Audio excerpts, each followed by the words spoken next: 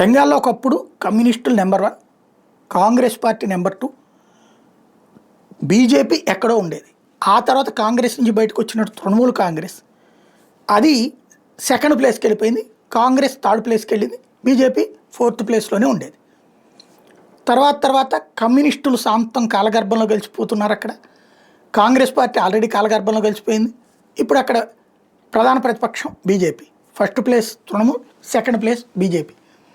Main ఎందుకని జరుగుతోంది, అక్కడ హిందువులు ఎక్కువగా ఉండే సీట్లు 184, ముస్లింలు ఎక్కువగా ఉండే సీట్లు 110 సీట్లు.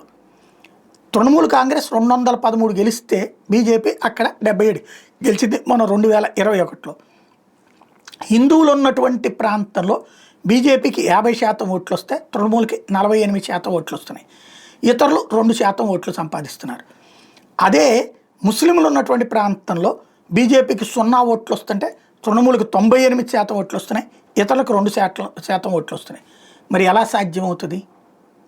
అదే బెంగాల్లో బీజేపీకి సమస్య. ప్రభుత్వ వ్యతిరేకత అన్నటువంటిది పెరిగి మమతా బెనర్జీని ఓడగొట్టాలనుకున్నప్పుడల్లా ఈ మత పాయింట్ ఆవిడ రైట్ చేస్తుంది. బీజేపీ బూచిని చూపెడుతుంది. తద్వారా ఆవిడ సీట్లు పెంచుకుంటూ వస్తుంది అక్కడ.